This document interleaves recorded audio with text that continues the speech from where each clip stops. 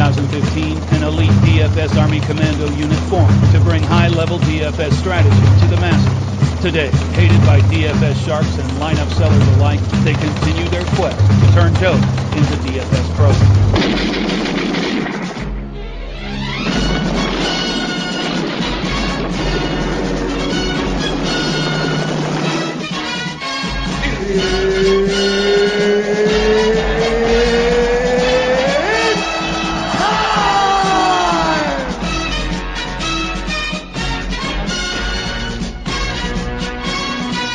Hello and welcome to the DFS Army Bold Calls MMA podcast for UFC 227 Dillashaw vs. Garbrandt 2. I'm your host, Kevin Allen, aka the Fantasy Football Geek.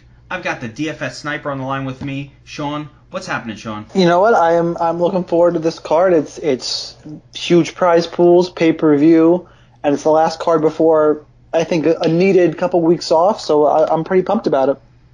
Yeah, I'll tell you what, my family's pretty pumped about it because they're like, hey, can we hang out the next 3 weekends? I'm like, sure. I'm finally not busy. I can hang out with you guys. Like, all right, it's been a long summer. Good to know you.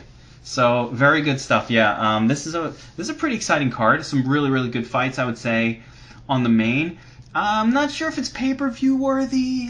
It's one of those cards, the pay-per-view part of it is a little rough, but top to bottom, it's a good card. I think it's one of those cards that people are knocking on paper, but is going to deliver. I think we're going to see some fun fights, a few finishes.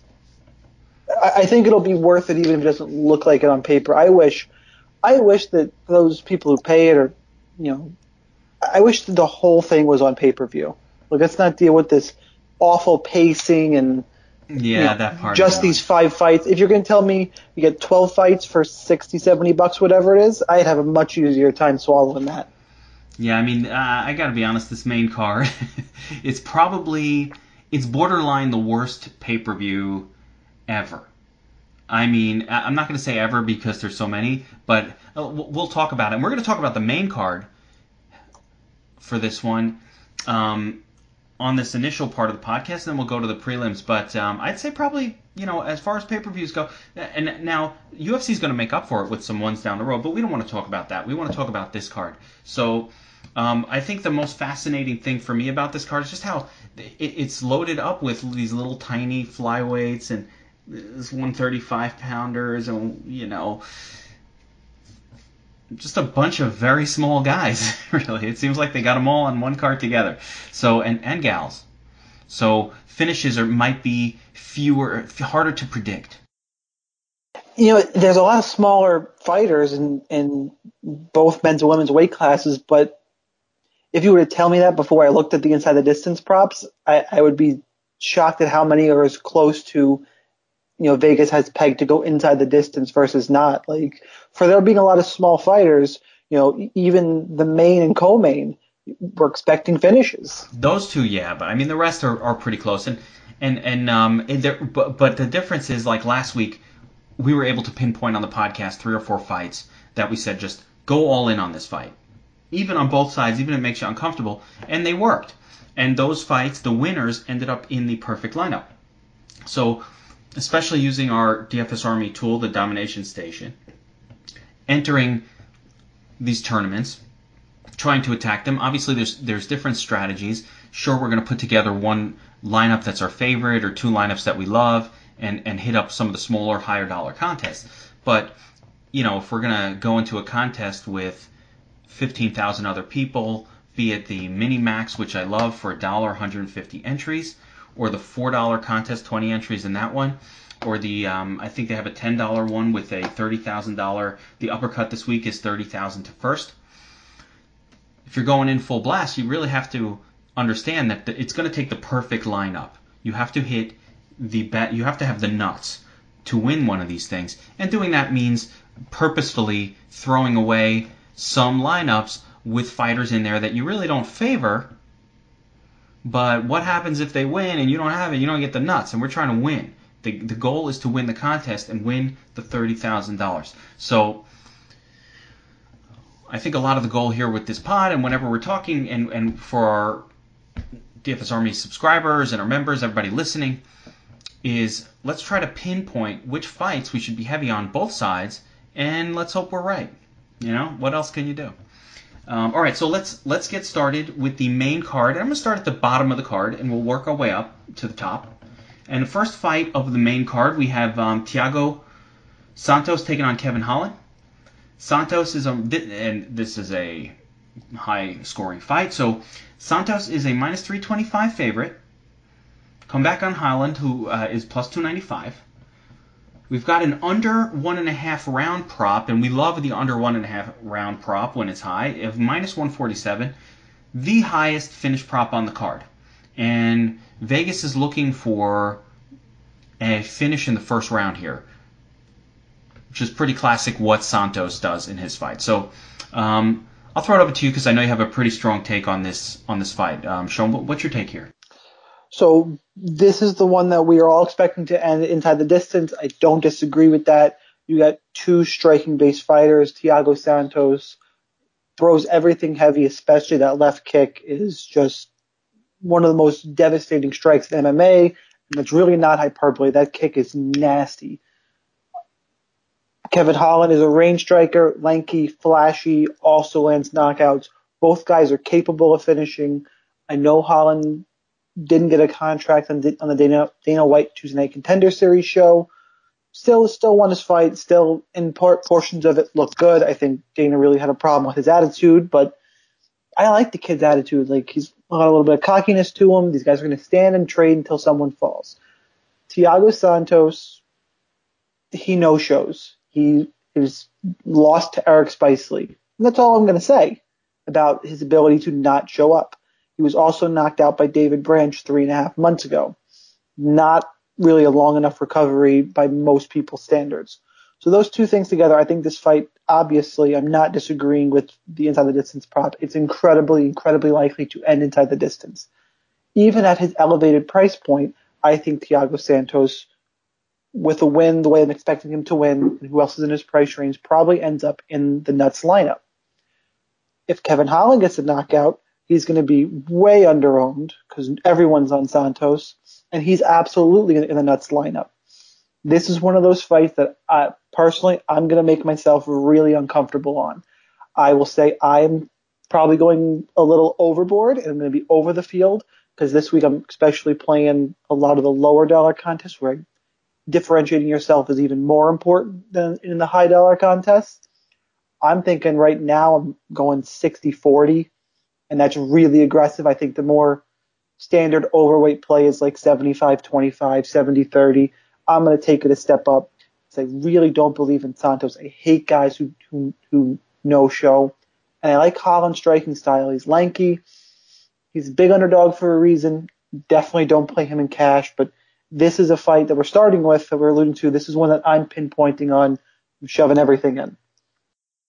That's a bold call. Listen, I totally agree. I think this fight is going to score one way or the other. I did watch some interviews with Kevin Holland and some of his tape. I couldn't even find the Contender Series tape. I went on to Fight Pass and it wasn't there. So I had to look at some of his previous fights. And, he's a pretty total package.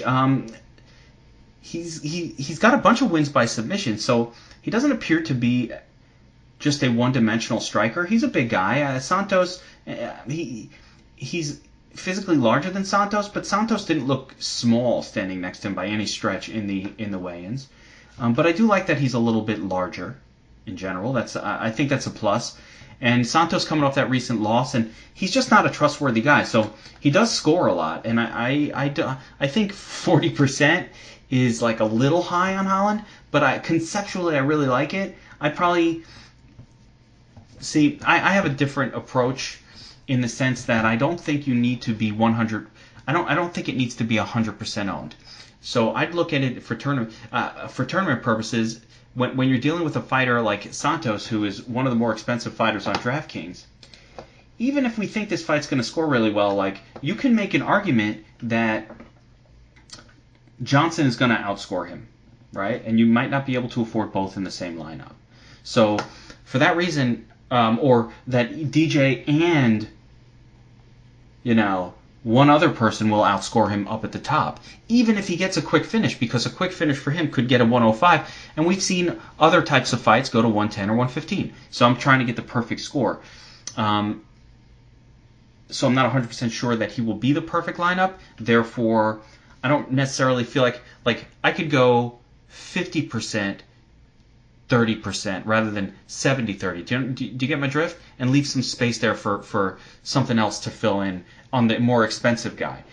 I found that it's more important to get that uncomfortably high exposure to the cheaper guy in these situations. And mainly that's because if that guy wins, he is a 100% stone cold lock that he's in the perfect lineup.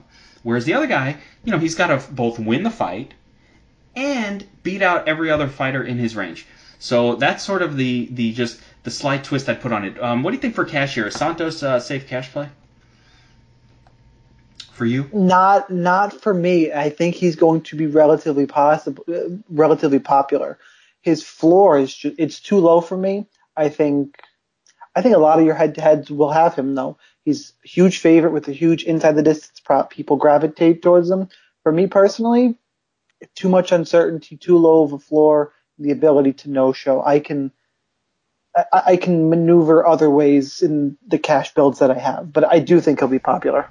The only heavier favorite on the card, besides DJ, is Chito Vera. So Chito Vera is the biggest favorite. Yeah, he would be somebody you could pay up a little more for in cash and have some safety, but he will be for the prelim portion. We'll discuss that. So, all right, let's move on to the next fight. On the main card, we've got Polyana Viana taking on J.J. Aldrich in a fight that has a massive, massive line movement take place.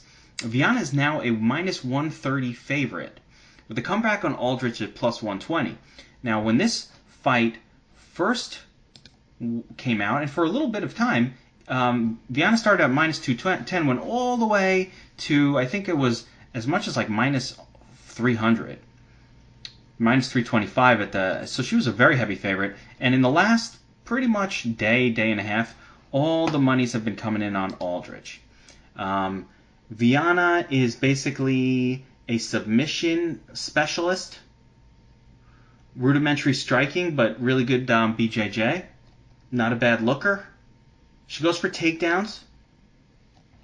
Not the best at securing them, but then again, I mean, we've only seen her against the worst of the worst fighters in the UFC in her debut. And then Aldrich is sort of a young, improving fighter from Colorado, trains with Rose Namajunas. Coming off a couple of decent wins against, Danielle Taylor. I don't know if we'd call that such a great win, but she had a nice win against Chan Mi-jian, who's another striker. And Aldrich, I thought that was a really close fight actually, but I think they're both good. And what Aldrich showed is she's tough and she's a good, she's a good striker. What's your take on this one, Sean? My take is that despite the line value, I have a real problem with the ceiling of J.J. Aldrich. What's her ceiling? Probably the Chan Mi-jian fight. Fair? Yeah, 100 strikes and a win in a decision. That's 80 points. And at, what is it, 7,300? That is perfectly acceptable. At 7,300, it's acceptable for cash. On this card, I see some people around her who have higher ceilings, but I get it. The issue with that is that's her ceiling. I don't think Polyana Viana is going to engage in that type of fight that lets her get to her ceiling. I think that Viana is going to close the distance and try and get takedowns. Whether she gets them or not, we can debate.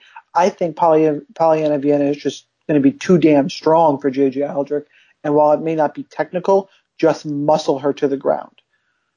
I can see playing J.J. Aldrich in cash because of the line value. I get it. It's a totally viable play.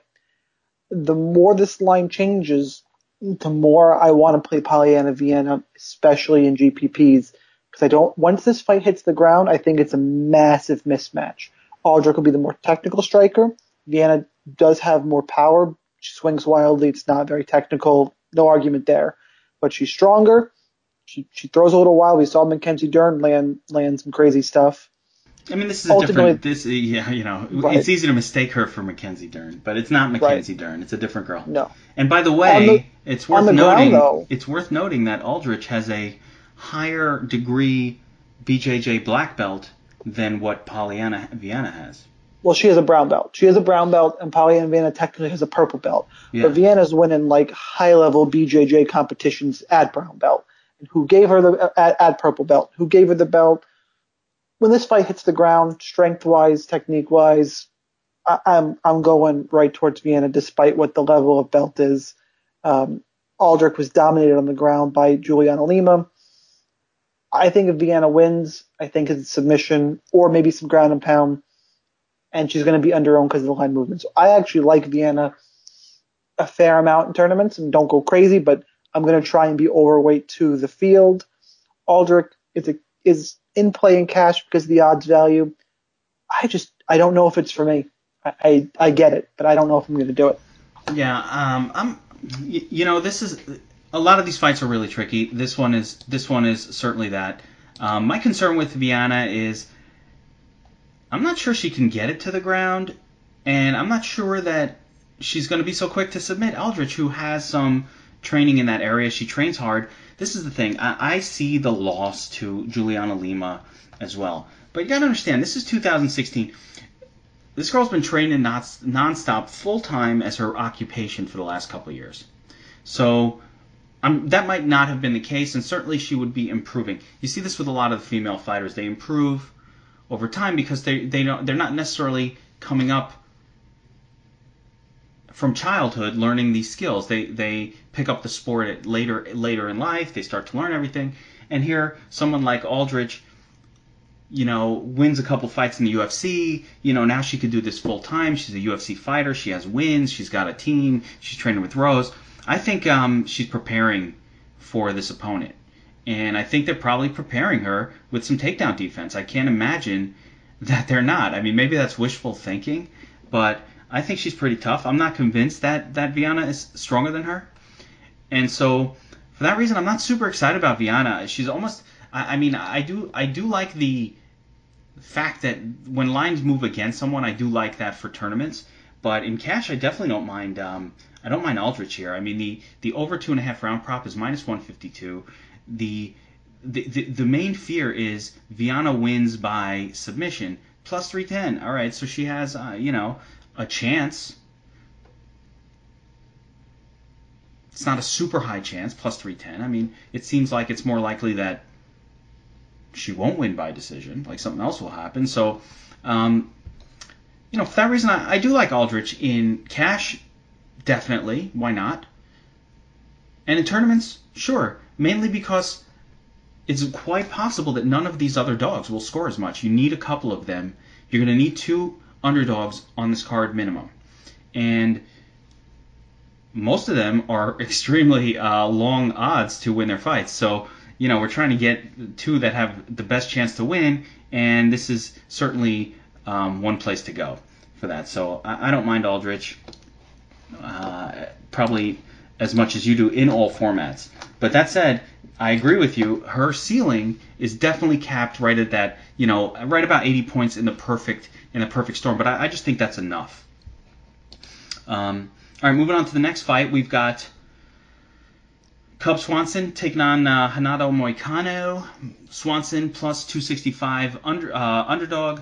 Comeback. Moicano is a minus 295 favorite.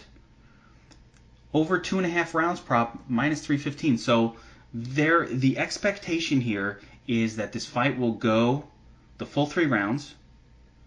Moicano is more of a submission grappler, whereas Swanson is more of a striker, and this is what I find interesting.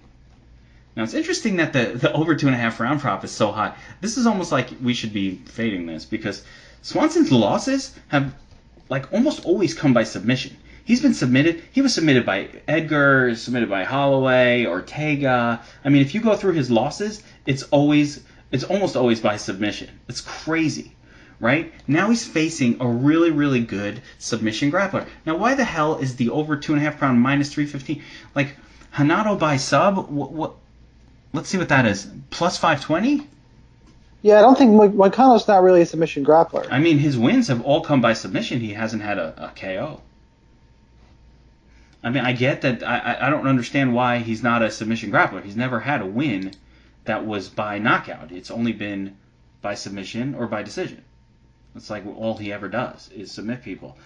He's not a relentless. I guess he beat Cater by decision.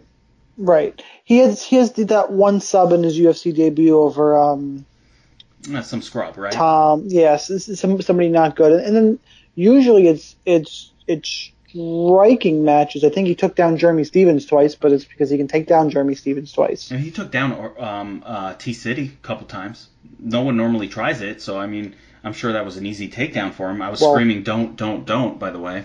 One of them is one he shouldn't. Like, he got 2 takedowns. One of them was the worst idea. I remember. I was like, don't. I remember that fight. I was screaming. But, I mean, he's got takedowns against Jeremy Stevens. He's got takedowns. No, not against the Dagestani fighter he took on. Didn't go for takedowns in that one. But, I mean, and against Cater, he just pieced him up so well on the feet that there was no reason to go for a takedown, right? So, but I mean, what's he going to do with Cub? Cub's a pretty good striker. If I'm Moicano and I'm fighting a guy like Cub who's almost all of his losses have come by submission, I mean, I'm going that route. But the reason I say he's a submission grappler is just because that's where his wins have come from.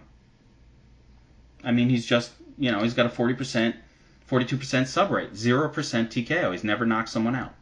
So that's not what he does. He's not going to do it. Even though striking, like I said, looked really good in the last couple of fights. And he definitely throws with some volume. So, I don't know. I think these odds are a little bit off. I think Moicano does have a chance to score here with submission, but he does tend to go to decision more often than not, which kind of, for his 9,100 DraftKings salary, seems a little steep. So what's your take on this one? Yeah, for me, I don't think Cub's an okay striker. He's just unorthodox, and I think his only path to victory here is landing something unorthodox with some power against Renato.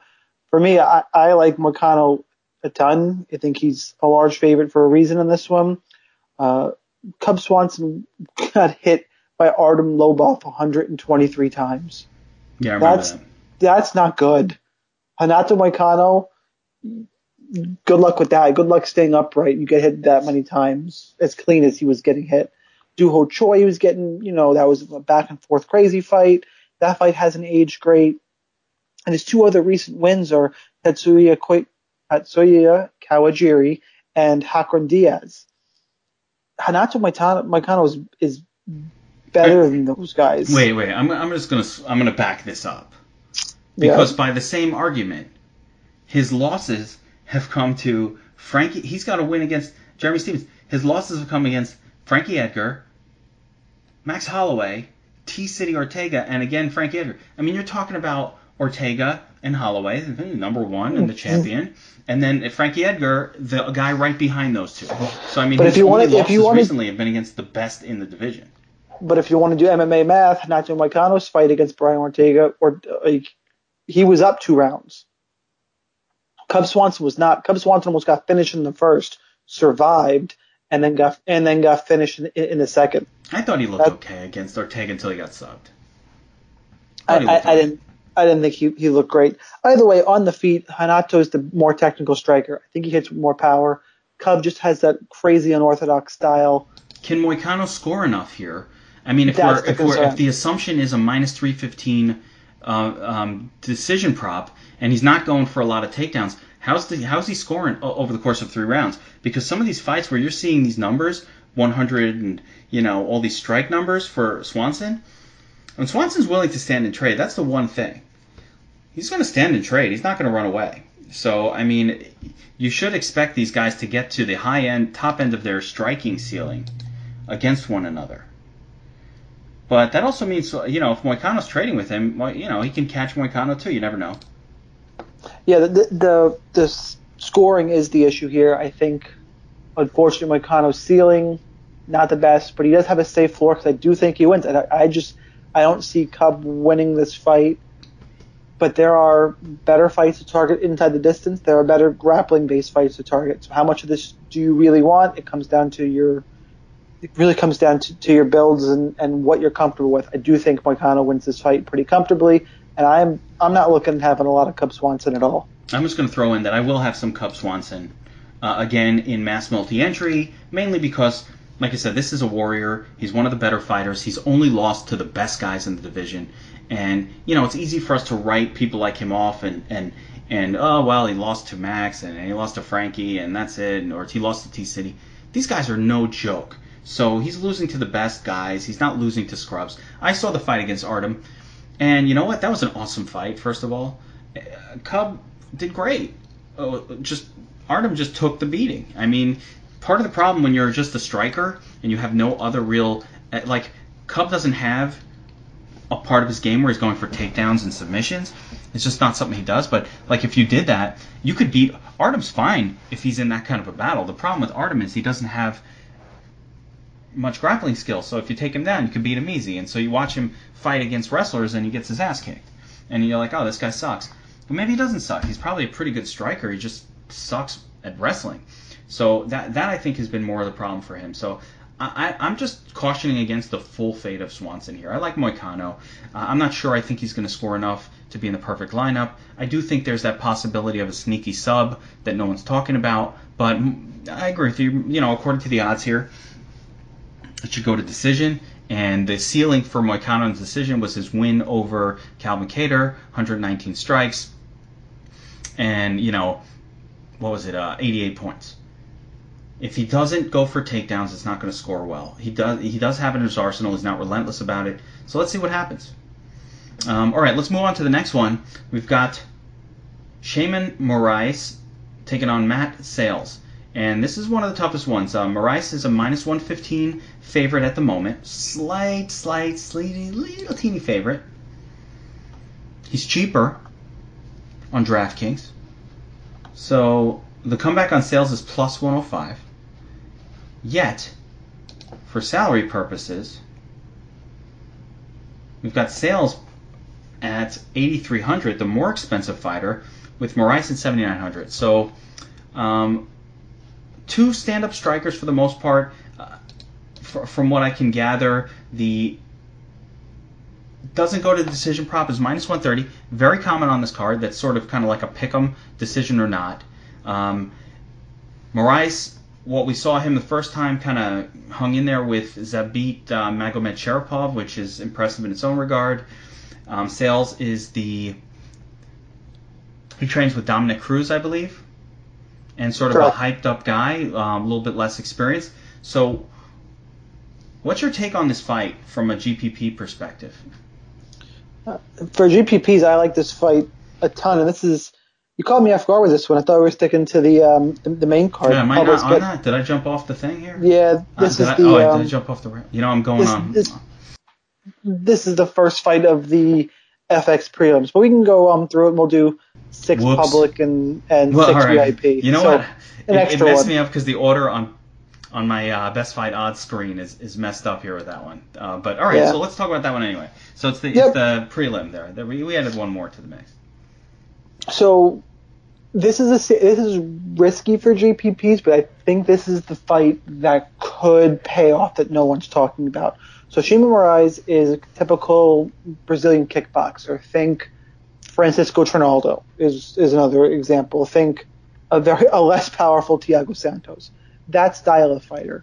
Muay Thai specialist, hits hard, especially considering they're at 145.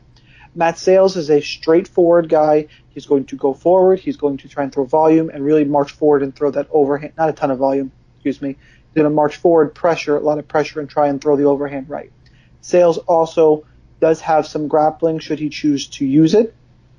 And on the regional scene has shown some really good ground and pound. Personally, I think this fight finishes just because of the style Matt Sales brings to it. It reminds me a little of Matt Frivola, who came off the Contender Series, and that didn't go well for Frivola. He marched toward into a Marco Polo Reyes right hand. I think Sales is a little better than Frivola, but it's more the style I'm getting at. I think this guy is going to be knock out or get knocked out, and Moraes has plenty of power. When I'm building, I land more on sales for this. No, you know what? I was landing a little more on Moraes. It's really even. I'm going to split up the ownership on this fight. I'm not sure. I don't think it's an all-in type of fight. No, definitely not. This one, if it doesn't finish, by the way. If it doesn't finish, it's again. It's a stinker. That's why I said it was risky. This is one of these cards where you might get a lot of fights that don't finish. And so the 88s and the 87s, you could be playing with wins at 89 and the winning lineup has a 91 or an 88. Like, it could be that kind of a card. Don't know for sure, but it's possible. But yeah, this one is just like these other ones. No real grappling expected. Yeah, that's one of those, just when I was watching tape, Sales' style stuck out to me. Of all the ones that are standing and trading, this is the one I think stylistically is likely to end in a finish. So I'm going to be overweight to the field in this one. This is, I think, outside of Santos, Holland, and we'll get to the main event, Dillashaw Garbrandt. You need a third fight where you're overweight to the field, and there's a few different places to go. We'll talk about a couple more later. This is the one, as of right now, I'm leaning on being on both sides because I think there's a finish here. I like the call. I agree. I don't have a lean. I hate to say it. Between these two guys, if I had to lean a smidge, I'm going to lean a smidge to Sales, just because, you see when they stood next to each other, Sales, even though, again, the height numbers and the reach numbers favor Moraes, I mean, I don't know. These two guys standing next to each other, Sales look like the bigger guy, in my opinion. So, I mean, from what I could see in the standoff, Sales look a little bigger. He's got a great camp. He's working with Dom Cruz. He's working with really good fighters. And I just think there's something to that. So, from what I've seen of the tape, he's got good counter-striking. He seems aggressive. Again, you never know. It's hard to tell with Moraes how good he is because, again, no one's going to look so great against the beat. I mean, just surviving that was pretty impressive. But it's one of many fights that I think could either score low or it could put up a really big score. I wish I had a better sense of these two guys, like which one is going to win, but I really don't. So I think I agree. Pretty even exposure across tournaments. Don't go anywhere near this in cash. It's, if you can't decide, if I don't have a serious lean, it's not a cash play. That's it. Rather than just, take a shot somewhere else or stack a fight that I'm not sure about. So I'm not going near this thing in cash. And in tournaments, pretty even exposure to both guys. I'd say if you want to be above the field, about 25% each guy. I think the field will be in the 20s, in the low 20s, 20% each, because no one really has a strong lean. So if you want to be above the field, maybe 30%, that kind of level. All right, let's move on to the co-main event of the evening. We've got Mighty Mouse Demetrius Johnson taking on a rematch with Henry the Messenger Cejudo. Mighty Mouse, minus 430, very expensive, puts up big numbers. Cejudo, plus 380. Inside the distance prop on this one, minus 165. Okay. Now, a couple things of note. Cejudo, so these guys fought earlier in their careers. And a big difference, I think, between then and now. Cejudo's a wrestler. He's a boxer. He's, on paper, he's got it all. There's nothing that Cejudo doesn't have on paper that really doesn't say he should be a very, very good UFC fighter. The worst thing he's got going for him is, he's young. He's young in his career. Couple nice wins recently, especially Sergio Pettis. I think that's an impressive win. I like Sergio. Got knocked out in seconds in the first time, but Cejudo's a guy who's had some trouble with his weight cuts, and that issue seems to be behind him. But he had some trouble with his weight cuts, and I have a suspicion that fast knockout in that first fight, because DJ is not really known for knocking people out at all. Like, he rarely gets a finish like that. So I think a little of that may have been, some weight cut, am I making excuses? Maybe. But I kind of think that was a thing. Important note about Demetrius Johnson. He's skilled at everything. You can't even break down this fighter. There's nothing he doesn't do very, very well. He wrestles. He counter-wrestles. He's got takedown defense. He has takedowns. He goes for takedown. Now, I don't know. It's funny. I don't know what he's going to do against a wrestler like Cejudo, maybe he keeps it standing like he did. Well, I believe there's a fight against Hayes recently where I kind of faded DJ because I was like, well, he's not going to go for takedowns against the BJJ guy. Now, I don't know if that's the case with him and the wrestler, but generally, one of the nice things that Demetrius Johnson does is score a shitload in his wins. In his last fight against Borg, he had 8 takedowns and 19 advanced position. I mean, unheard of numbers, and 169. Ridiculous scores. He's got a string of 100-plus wins, point wins that are ridiculous, especially when he goes for the takedowns. I'm not sure that he's going to go for takedowns against Cejudo, but what do you think? Do I need to be 100% all in on Demetrius Johnson tomorrow? No, because he's too damn expensive for that. And also because I think this fight is actually closer than the line, which is probably an unpopular opinion. I'm still picking Cejudo. I'm still picking Demetrius. Picking DJ. I think Cejudo is more live than people would expect. I agree with you. The weight issue was a problem. It's also a 125-pound fight. You can't count on the flash knockout. I know that Cejudo took down DJ once, couldn't control him, but over 5 rounds, if he gets a couple takedowns, we saw Tim Elliott get a little bit of control. Why can't an Olympic-level wrestler find a way to get some control? That being said, DJ should be better on the feet, although Cejudo's a Golden Gloves boxer. He also showed off this karate style against Wilson Hayes.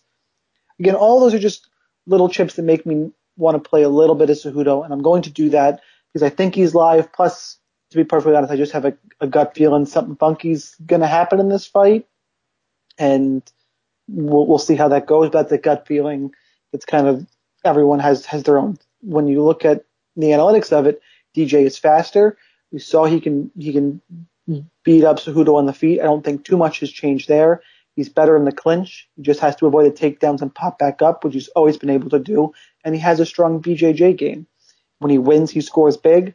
I'll have plenty of DJ, but that price tag really limits your options, especially if you like, at that point you need 2 underdogs to come through. I wouldn't put all your eggs in that basket. I'm still going to be overweight to the field on DJ, I think, although I think DJ is going to come in around 40 to 45% owned. He could be higher than that. He could be. Well, then I'll be on weight to the field. I'm going to be a shade above that, I think, but I'm also going to hedge a little bit with Cejudo because if he wins, he's absolutely in the nuts. You want to know how stifling Demetrius Johnson is? He went 3 rounds with Hayes. Hayes only landed 16 strikes. He went 5 rounds with Borg. Borg got a couple takedowns, 13 strikes. I think the most success anybody's had against this guy in recent memory, and this is going back years at this point, is probably Tim Elliott, who, just did a lot of grappling and kind of turned it into this grapple fest, and Elliott was able to get some grappling points. Before that, really, no one landed strikes on him. So it's interesting. I keep thinking about, hey, the cash stack. Oh, we want to stack this in cash. Sure. And I do think it's in play because I think, Demetrius, when you're tiny like this, you could be taken down. Like, I think DJ can be taken down. Like, he'll get right back up, but you could take him down. But he gets right back up. So, maybe that could lead to some points for the cheapest fighter on the card, which is what we're going for when we're punting Cejudo. We're saying, all right, it's the cheapest guy on the card. Let's pump it. I'm throwing out there just, what I'm trying to figure out is, all right, I don't think Cejudo's going to win. No one beats DJ. I mean, can he win? Sure, but is he going to? Unlikely. So you get 10% shares of him in tournaments just in case, like alone. But how much is he going to score in a loss? And if you look at DJ's previous fights, for the most part, the guys who he's beaten up on don't score a whole lot. Even in 5-rounders, and every fight of his is 5 rounds. Like, these guys have not scored a whole lot. So it is important to note that, like John Moraga, 5-round fight. 1 takedown, 32 strikes. I mean, 20 points. People aren't scoring that much on this guy. He's really, really good. So for that reason, I do like this fight in cash as a cash stack for sure. I don't really like Cejudo for the win, although, again, I'll always have some sole exposure because even if he doesn't win, he might, if the card goes a certain way and all the favorites win, which does happen on occasion, then the punt that scores the most will get you in the nuts, and I've seen that happen. We saw that happen with Nick Lentz in a loss, I don't know, 4 or 5 weeks ago, or 4 or 5 cards ago, I can't remember. But so that can happen. But as far as top-end ownership of DJ, the one thing I look at with the stylistic matchup is I just wonder, Johnson does his best scoring when he's doing a lot of grappling. I'm not sure if he's going to do that against Cejudo. He might just choose to keep it standing, which will lower his average score, which is why you don't go 100%. And I will not go 100% on DJ on this card, but I'll have a ton of exposure. All right, let's move on to the main event of the evening. We got the rematch between Cody Nolov and TJ Dillashaw, and it's a pick'em fight. They put a 8,200 price tag on TJ. Come back on Cody is 8,000. Everybody saw Dillashaw win the previous fight. Looked really good for Garbrandt in the first round. He's almost got the knockout. A saved by the bell scenario happened. Second round comes in. Dillashaw lands the kick to the head kick, and that's all she wrote. So to me, this is a high action fight. I mean, TJ's been a higher scoring fighter as compared to Cody statistically. Strikes at a higher output, more takedowns, but it's really, just splitting straws. Difference is Cody finishes fights more often. He's got a lot of finishing power. TJ's probably slightly more skilled, very, very technical. Cody's technical too. I mean, you don't beat Dom Cruz if you're not technical. By the way, that's super impressive. You don't beat Dominic Cruz if you're not technical. TJ is kind of like Dom Cruz 2.0. Cody Garbrandt, just a powerful, highly skilled fighter. Both of these guys are really, really good. So my take on it from tournaments is I just think more people are going to be on TJ because he won the last one. Simple as that. I think you have to have this fight stacked in cash or avoided. There's no way you can be comfortable with who's going to win. And people are going to say TJ, all right, go for it. I mean, obviously Dillashaw's slightly favored, so if you want to go that way. But I don't think you can be comfortable with picking a winner here. So I think you have to pick the one that you think has a better chance to win. Maybe go 60-40 with that person. But I'm keeping in mind that I think TJ will be higher owned than Cody, and I give him about even odds for whoever's going to win. Whoever will win will be in the perfect lineup, though. That I'm pretty confident of. So what's your take on this fight? Pretty much exactly the same. I'm going to be all in on it. I lean TJ, as do most people. He just has a more complete game. He can. Cody's hand speed is faster. TJ cuts angles better, I think. Uses his footwork. He can get in on takedowns. He's the more complete fighter, so he's the one I have to go with. Although it is obviously incredibly close, and I wouldn't get cute and overanalyze this one. I'm